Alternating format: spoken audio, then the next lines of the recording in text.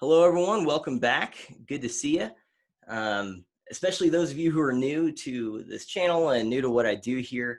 I noticed I picked up a lot of new subscribers, particularly on YouTube over the past few weeks, presumably because of the petition that I made out of frustration at CNN for them to change their name to a metric ton of BS.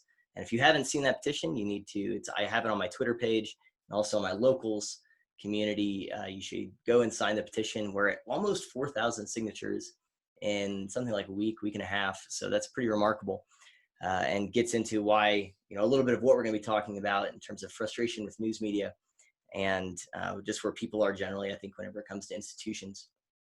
And so this is a topic where we're going to be talking about here, which is how completely screwed our news media industry is right now. And I'm just going to kind of introduce you to it. As you'll see here, if you're watching, I've got a little bit of a clip we're going to play from Matt Taibbi's book, Hate Incorporated. And if you're not watching, that's fine, because we're playing a clip from an audiobook, so you're just fine.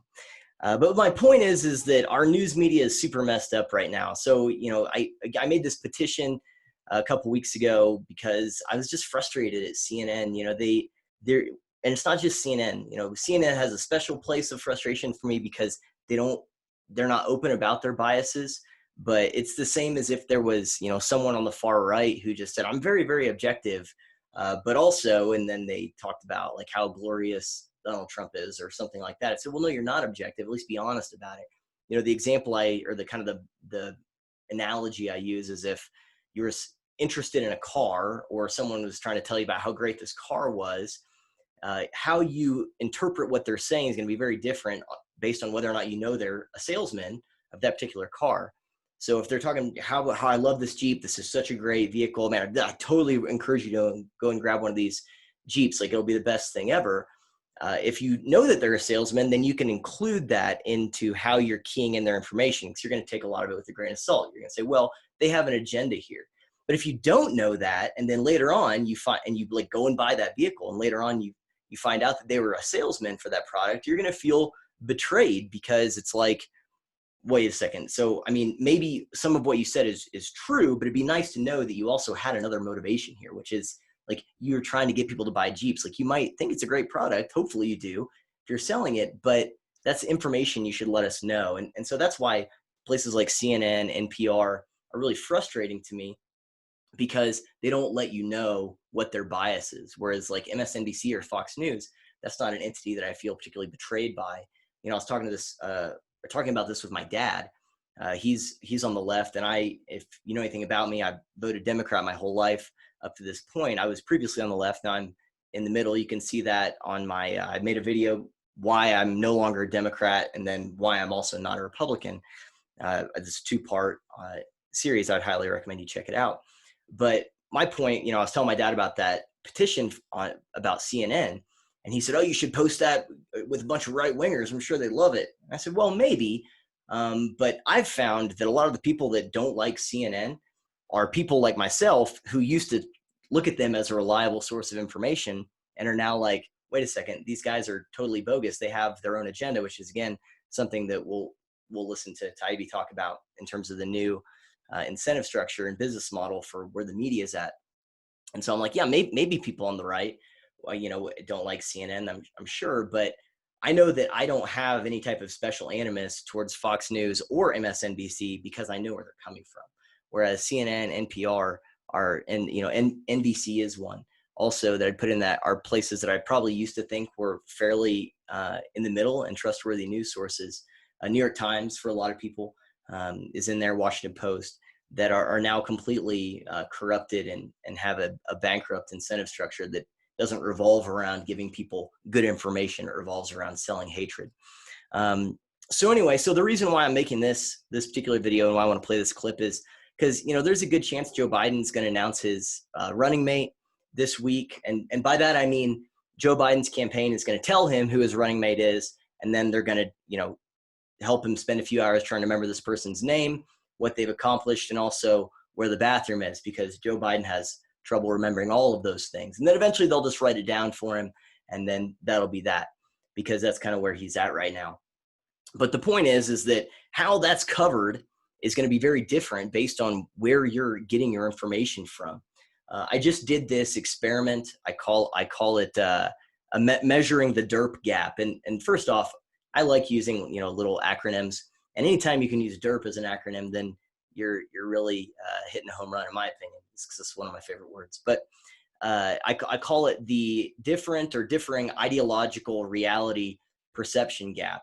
And what that means, or what I mean by that, is just another way of saying that depending on what your ideology is, that's going to probably dictate where you're getting your information from. And where you're getting your information from is going to dictate kind of how you feel about things generally. So I'm not talking about objective reality. I'm just talking about your perception of reality and what's true. So I just spent a week only getting news from NBC, NPR, CNN, and then headlines from Washington Post and New York Times. And so kind of my thinking was, I'm thinking about, okay, if you're on a low information diet, I have a buddy who talks about how he's on a low information diet, and he'll say, just bring me up to speed on what I need to know about this. And I think that that's a good proxy for like a lot of people are generally of, that not everyone is on Twitter, and trying to figure out, part of the outrage machine and in this new, constant news cycle. Most people, I think, what is called the exhausted majority, I'm going to do a video about that later, are just trying to live their lives and keep their heads down. And so they exist on a low information diet. But low information is not no information. And so they are getting input. And so I picked some sources, like I picked headlines because people see headlines, especially if you're in a metropolitan area, you're going to see New York Times, you're going to see Washington Post. And so you're going to see what's on the front page of those headlines on the front page of those newspapers. And so what those headlines are is you're going to absorb that. You might not be consciously thinking about it, but like if every single day it said we're doomed or something on there, you would start to absorb that as, and kind of integrate that into your perceptions of reality. I picked CNN, not because I think most people are waking up to the fact that they're kind of biased, but a lot of that really falls in the category of people saying that they lean left, but they're still mostly objective. And that's not the case. I'm glad that people are saying that they do lean left, but they've fallen over, to that or to the left. They're not leaning in any way. And again, that's fine as long as you're open about it. Like, I'm not saying that's inherently a bad thing, but as long as you're open, but they're not open about it. But I picked CNN because they're in waiting rooms all over the place. And there's a lot of people who still think that they're fairly credible. And I picked NPR because old people like NPR, young people like NPR, young people like a lot of they have the kind of quirky programming they do that's pretty neat and is catered for younger people. And then old people trust NPR because they see it kind of like PBS, but for the radio. And so they think this is an unbiased news source, and it's not. And people listen to NPR on the way to work. NPR was and still is my preset number one, although I never listen to them. I should probably at least remove them from preset one because I mostly listen to this classic rock station in town because I can't stand NPR. They're insufferable. But anyway, so a lot of people still view them as credible. And then I picked NBC because NBC, is kind of where I think the way people think about NBC News is the way people probably thought about CNN maybe 10 to 15 years ago. And so NBC doesn't have like the same notoriety of their anchors as CNN does. And so I think they're able to fly under the radar while they still, they have the same kind of headlines, same kind of agenda. But so back to this differing ideological reality perception gap. So I was like, okay, if you're the average person on a low information diet, like here's the opposite, right? Like, do you think a person who isn't super interested in politics, isn't super interested in partisanship, is watching Fox News? Like, probably not. They might, but I wouldn't imagine that they are. And so I try to think of what's the average person who's not really interested in. And those people also aren't tuning into, Huffington Post YouTube videos or, maybe not even MSNBC. And so that's my point. But I spent a week just, getting information from these news sites and using what I just said.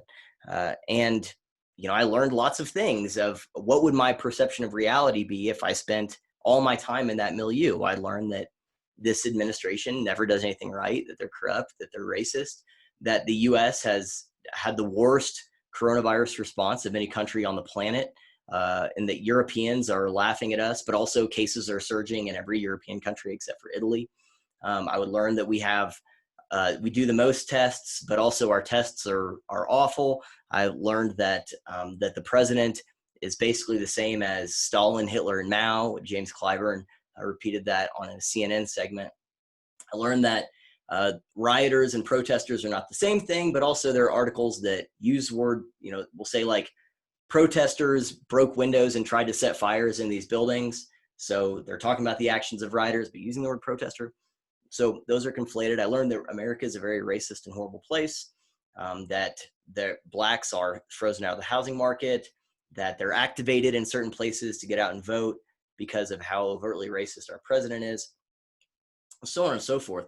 And there's lots of other things in there as well. But my point is that I only heard criticisms of the right. I only heard criticisms of the right. I only heard criticisms of this administration. I didn't hear anything good about them.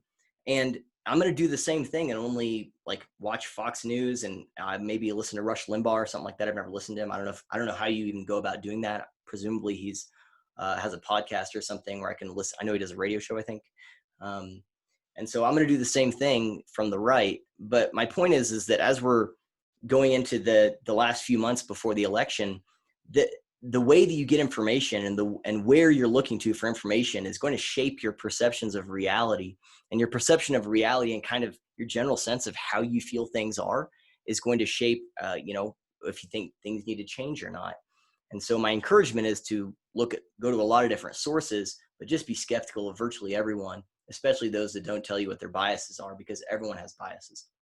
So this is probably a good segue into playing this clip. It's only a few minutes, and I'll up the play speed to 1.25. I think that's probably fine.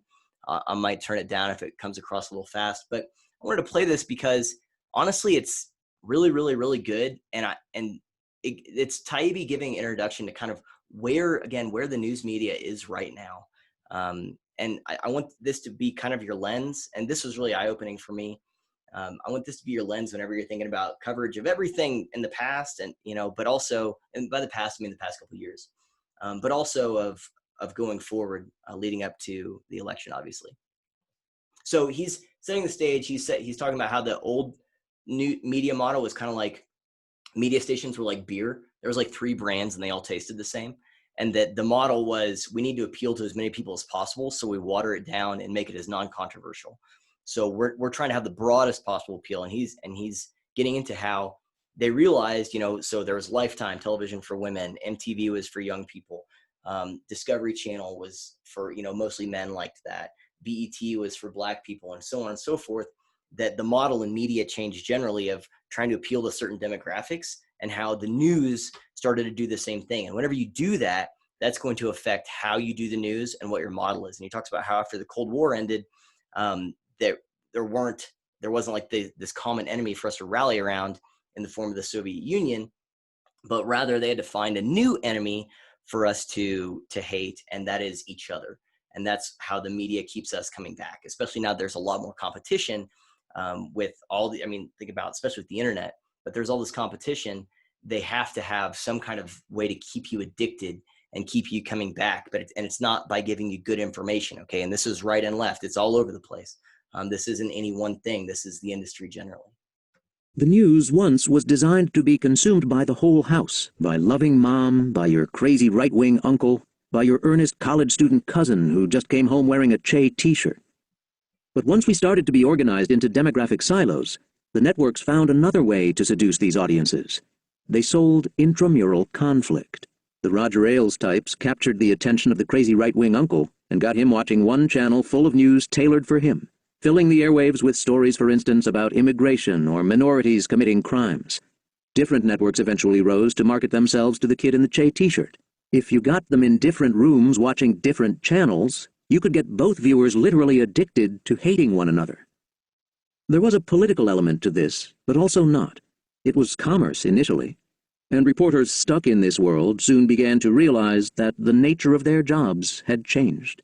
Whereas once the task was to report the facts as honestly as we could, down the middle of the fairway of acceptable thought, of course, the new task was mostly about making sure your viewer came back the next day. We sold anger, and we did it mainly by feeding audiences what they wanted to hear. Mostly, this involved cranking out stories about people our viewers loved to hate. Selling siloed anger was a more sophisticated take on the WWE programming pioneered in Hannity and Combs.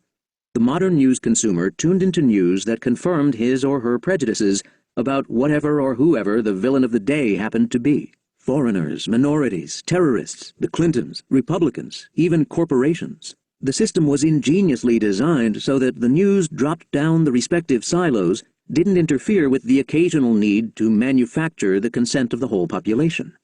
If we needed to, we could still herd the whole country into the pen again and get them backing the flag, as was the case with the Iraq War effort. But mostly, we sold conflict. So that's from the beginning of Tybie's book. And what he's talking about there, I mean, it's pretty self-explanatory. And Tybie's a guy who's on the left. He, one of his most celebrated pieces that he won awards for, I guess, was something talking about, I think, how Rand Paul was an idiot. So this is not a guy who's, on the right or conservative or anything like that. But he's just saying, like, look, like, this is the model changed from giving information and reporting just facts as down the middle as we could to just trying to get people to come back, because we also, this is a business. And it's a mistake to forget that it's a business, and businesses have different people they're trying to appeal to. That's why you even see the advertisements at different times of day are different. I forget where it was that I read about or heard about how that there's the different ads, I think, like during the afternoons are about catered to people who presumably aren't at work.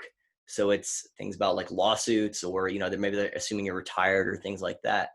And same way with the programming. And so the point is that as a business, they have different customers. And he talks about later in the book, I want to do a whole thing where I unpack some of the things from this book because they're really important.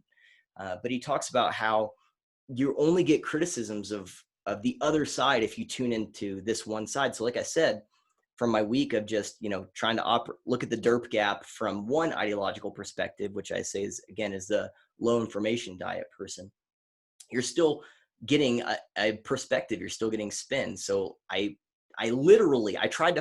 could not find one good thing reported about this administration. And again, I didn't vote for Donald Trump in 2016.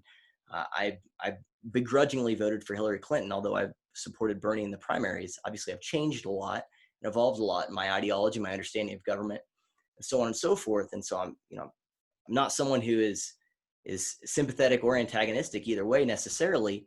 But my point is, it's a problem if you don't ever hear anything good about the administration, unless, of course, they are pure evil. I suppose if that's the case, then you would assume that they're never going to say anything good. But I don't think that's the case, that our current administration is pure evil any more than I would say the same thing about whenever Barack Obama was president. I don't think that was pure evil either way. There's things I disagree with from both of them.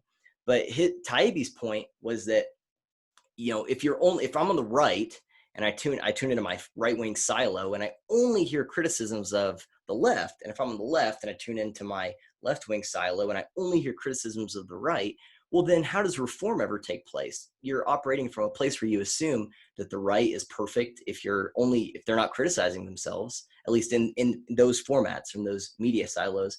And the left is doing the same whenever they only criticize the right. It's pretty telling if you go to Twitter and look at any time they criticize, like even mildly criticize Joe Biden. There was a tweet, this is maybe a month ago, I think, and it was like, here's 6 times, or fact checking 6 Joe Biden gaffes. Like, it was totally like them just checking the box to say that they were, and we also reported this on Joe Biden. Like, that's all it was.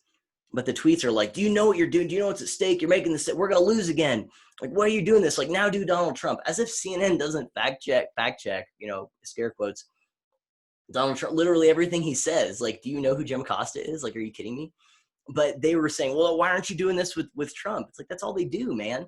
And so, but the point is that that's who their audience is. Like, they're so completely caught off guard by any criticism of the left, even if it's totally mild, that they're super pissed about it. And you see this whenever Donald Trump, gets mad at Fox News for criticizing him. And he's like, well, what about the left? And he's like, oh, this is that no one watches this program. And this is what Fox, it's like, dude, like, like he's completely surprised that there would be any criticisms of him, which is, you know, quote, the right, obviously, because he's a Republican president, on Fox News. It's totally unthinkable for him to see that. And so, but that's what the entities are. That's just their business model. And so, again, I'm not saying it's necessarily a bad thing, although I think it probably is. If your profit motive is based on getting people to come back by, you know, getting them to hate their fellow citizens. But it just is what it is. And so we have to recognize that reality going into this, especially this next few months. I think it's going to be insane. And I have this whole other thing planned that I am calling, like, you know, the day after the election, basically, because I think people think that, you know, once we get past election day, you know, things will settle down, and that's absolutely not the case. It's going to be completely insane no matter who wins the day after the election. And so if we don't address these problems, like issues with institutions like the news media, then it's only going to get worse, because I think we spend too much time operating up here talking about these little partisan, you know, fights and things on Twitter and so on, without addressing the real deeper issues that are going on in our society. You know, one of them being that the last 30 years or so of the news media has revolved around getting people to hate each other, that's a big problem. You know, so if you grew up in that milieu, you know, and people silo off, we see this geographically, where people, if you live next to more coffee shops than gun stores, you're probably going to be around people who vote Democrat. And if you vote Democrat, there's a good chance your neighbors vote Democrat. And if you live near more gun stores and coffee shops, there's a good chance that you are a Republican, and that you vote Republican, and your neighbors vote Republican. And so people are completely closing themselves off, not just from where they get information, but from the other side, so to speak. And so it just feeds vitriol and feeds hate, and makes it a lot easier to for the media on the right or the left to sell you hate and to manufacture hate, and to just get you completely addicted to hating your fellow citizens, when most times that's completely inappropriate. Obviously, there are people who are evil and who are terrible, but the vast majority of the time, it's not just the average person who has some different views than you on taxation, for example, or immigration, on the right or the left. So that's all I have for right now. I would encourage you, I'll leave it here. I would encourage you to try a bit of a derp gap experiment yourself. I've got a buddy who I told him, I said, do it for a week. And he tried it for a few days. He's like, I can't do this. And I said, no, do it for a week. And so today he's starting doing it again, and he's doing it the same way I just did. And like I said, I'm going to do the same thing with I'll just watch Fox News. I've never been a Fox News watcher, but I'll do that. That's fine. I want to get see how those people who watch that exclusively view reality. And it just MSNBC or just Huffington Post, man. I feel like I understand that world a little better. But, either way, if you have a completely different, here's the point. One, I would encourage you to do it. So whatever it is you marinate in, pick whatever the news sites that you would never in a million years dream of going to, and just get news from them for even just do a day or two, and see how radically different people who trust that view reality than you do. And think of, okay, how do you even bridge the gap here? Because that's the problem, is if you have a completely different view of reality, like not just a little different, but radically different view of reality, then it's very difficult to find common ground with someone who has a different view of reality, right? So if I have this view and you have a radically different view, we don't even agree with what's true, let alone what the problems are or how to solve them. Like it's such a huge distance.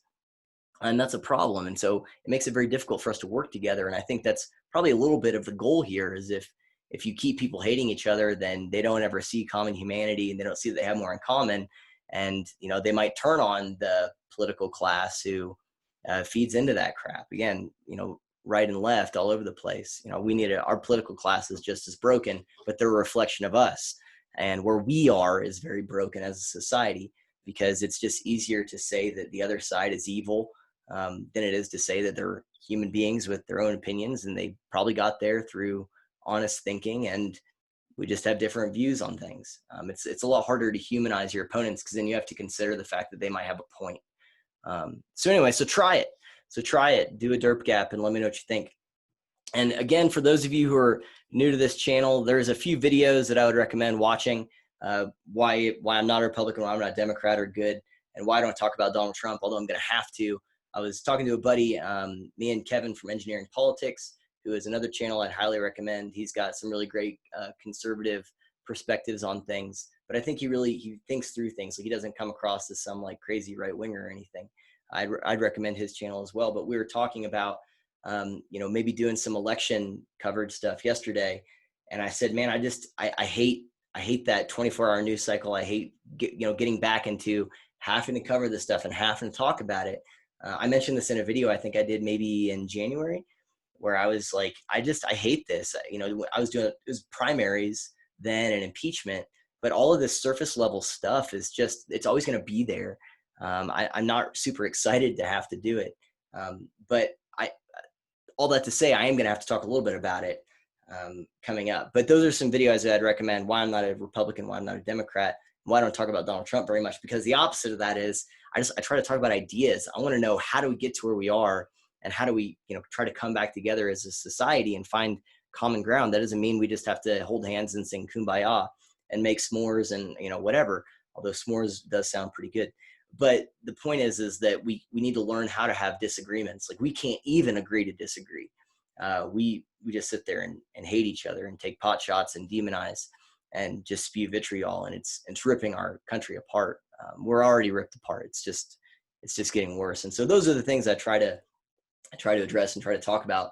And those are a few videos I think that that highlights that. And I mean, there's a video I've been thinking about lately. I don't know, maybe it's because Taylor Swift dropped a new album that my wife keeps listening to, and so that means I have to keep listening to it. That maybe this is why I thought about this. But I did a video on social media and celebrity activism a while back that I talked about, why do celebrities do what they do? And I unpacked a little bit of it using Taylor Swift's documentary. And I would recommend that as well, because social media, news, internet, all this other stuff, it's all connected because it shapes our view of reality and shapes how we view things.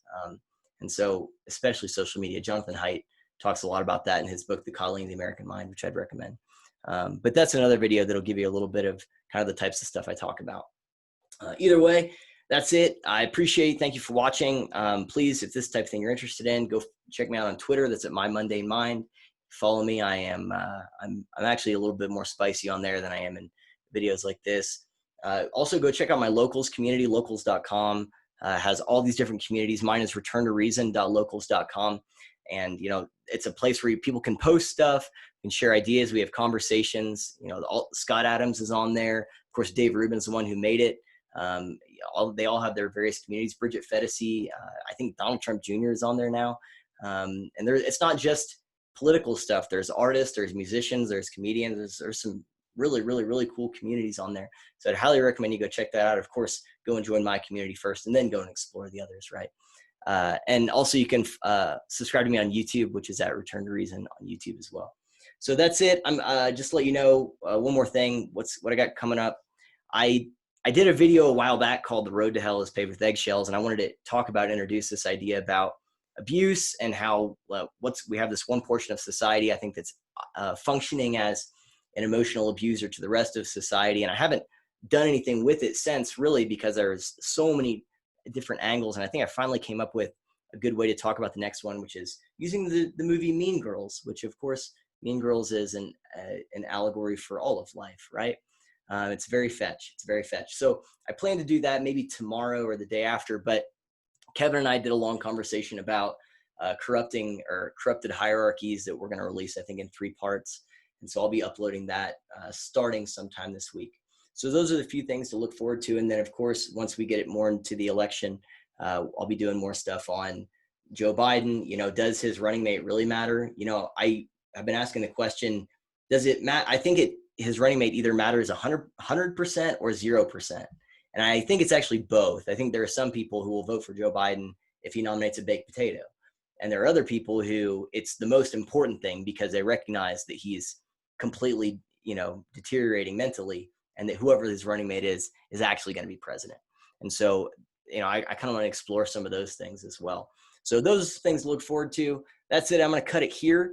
Thank you for watching. Thank you for, for tuning in and just checking out my content. And I will check you next time. Peace.